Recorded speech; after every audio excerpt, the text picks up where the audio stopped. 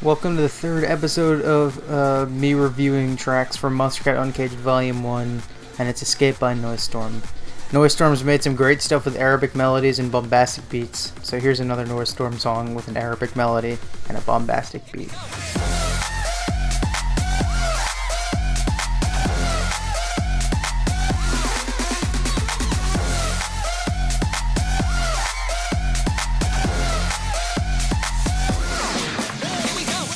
Alright, so Escape by Noisestorm is kind of a return to a previous style from Noisestorm.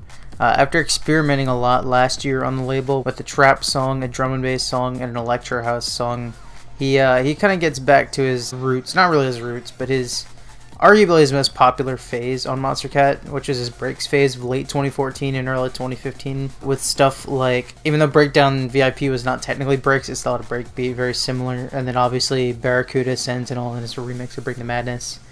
And this song in particular, I would say, has a lot of similarities to both Sentinel and Anti-Hero, with obviously a lot of influence from other songs as well. Now, the name of the song is Escape. To escape means to get away from somewhere that you don't want to be, or somewhere that you do want to be, but whatever.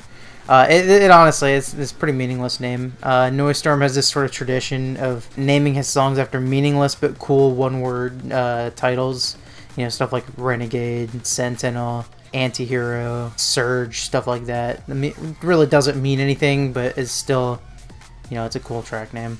The art is also really cool. It's actually done by Noisestorm himself, I want to say. It's got some police cars in the middle of a field at night looking for, assuming some guy, and there's an upside down car and a little tree and everything, and it really gives you a good feel for the atmosphere that Noisestorm's going for here. The song starts with a metallic riser leading into the intro. Basically from the get-go, this song is very obviously Noisestorm. It's got a tuba and a bombastic breakbeat literally as the song starts.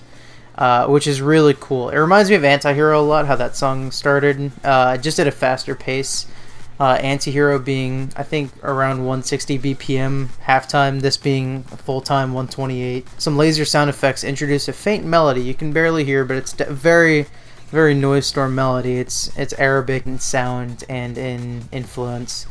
And then a Here We Go vocal sample brings the melody into the forefront. That's another thing about this song. Noisestorm's last couple songs, Leaving Now and This Feeling, both had legit vocals. This doesn't really. This kind of goes back to only using, you know, some cool samples like Barracuda and the Here We Go from Wipeout, or the couple that come off the top of my head. And the melody comes to the forefront here, and now that you can hear it clearly, it's pretty cool. You know, Arabic sounding melodies are not anything new for Noisestorm. He didn't Breakdown VIP, Sentinel, Bring the Madness remix, Barracuda, Anti-Hero, and arguably in the second half of Heist as well. Even though that's kind of got more of a spy theme going on, I still think the D&B drop of that kind of brings out that Noisestormy melody. And this melody, it's good. It's nothing special for him though. It's, you know, the 6th or 7th time around. It's not quite as wowing. But a couple of drum rolls leading to the build-up. You can hear a melody ascending in volume that really starts this build-up. You know, you've got drum rolls entering. You got a 4-on-the-floor clap beat that evolves into the, you know, classic fast build-up drums. And a vocal sample saying, Here We Go, brings us into the drop. Drop's got the same bombastic beat from the intro. It's got the same melody from the build-up. It's got laser sound effects, drum rolls, vocal chops. But unfortunately, none of this is anything new from anything you've heard in the first minute of the song. Unfortunately, it's a really empty drop. Sorry, I don't have much to say about it, but it's mostly elements that I've talked about before. And it's all elements that are decent at best and forgettable at worst, unfortunately. And, you know, you get a riser going into the breakdown, which is interesting because there's not really a midsection here. We go straight from the breakdown into a second build-up. A lot of early songs on the label did that, not really bothering with a midsection, but this is also weird coming from Noisestorm, who's known for having really interesting midsections. The obvious one off the top of my head being the one in Barracuda. But we do go into the second build-up, which is unfortunately a copy-paste of the first build-up. The first build-up was decent, it built hype, but it didn't really do anything interesting. And copy-pasting that here in the second build-up is really setting the bar low for the rest of the song, that's for sure. Not really impressed with anything Noisestorm's doing, but fortunately, once we get the Here We Go vocal sample. We get into the second drop, and the melody's different. It's a lot glitchier. It feels a lot faster too. You know, even though the first drop was at 128 BPM, like the rest of the song, it just felt really slow. And I can't really put my finger on why, but this second drop has some rapidness to it. It has some dramatic feel to it, some urgency, and that really saves the song. Not much else changes. Even though the beat sounds a lot different with this glitchy melody, it sounds like it's a lot more bombastic, and it allows the snares to come out a lot easier, because that's one interesting aspect of this beat. Noisestorm uses like 808 snares for this, which is really weird, because nothing else in the rest of the song would indicate that this song is even remotely trap influenced, but he keeps that 808 snare. It's weird.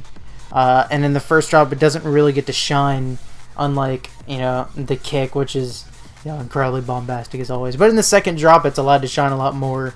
And just because of that, this beat sounds a lot more full in the second drop, which overall I'd say definitely saves this song from being probably Noisestorm's worst song since like 2012 on Monstercat. The outro starts off pretty similar to the intro, kind of in a reverse order, where the melody starts out pretty full from the same melody from the intro, and then it ends up dying out, leaving the beat, which also dies out with a single kick and a sweep. And that's actually a really short review. That's Escape by Noisestorm. There's a few songs on this album that are going to be really long reviews. I'm looking at you, Spectrum. There's also going to be a few that are really short, and this is one of them. We'll do what we always do. We'll do positives and negatives. So the positives first. The beat is always good in Noisestorm songs, even the non-breaks ones, but especially in breaks. Noisestorm really knows how to bring the most specifically out of his kicks. You know that Noisestorm is going to bring a cool beat. That's what he structures his song around. That's kind of his calling card on Monstercat, is his beat structure, and he does really well here as well. The snare's a little weird, but the kicks more than make up for it. They're awesome. They have a bunch of oomph to it. They're great. The background is littered with cool sound effects throughout the song. It's nothing incredibly new, and it's nothing incredibly like creative throughout the song. It's mostly the same samples, the drum rolls, the laser sounds, the vocal samples, but they are cool. They allow me to, you know, get a little bit more entertainment from the song. And then finally, that melody in the second drop is really cool, brings some much needed variety to the song, and overall saves it from being incredibly forgettable. That being said, the melody used throughout the song, throughout most of the song anyway, mostly through the intro, the build-up, and the first drop, it's not very good. It's not bad by any means. I don't trash it throughout the review, nor do I think it's trash melody. But at the same time, Noisestorm's done a lot more interesting melodies, specifically off the top of my head in Barracuda, Antihero, and Breakdown VIP. The beat doesn't really evolve either. It does sound different in the second drop, but it's not different. Other than drum rolls, it doesn't add anything. It doesn't change in the structure very much.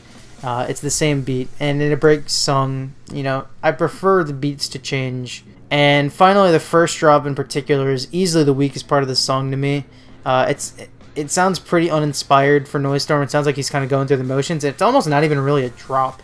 It doesn't have anything new. It doesn't have a ton of excitement.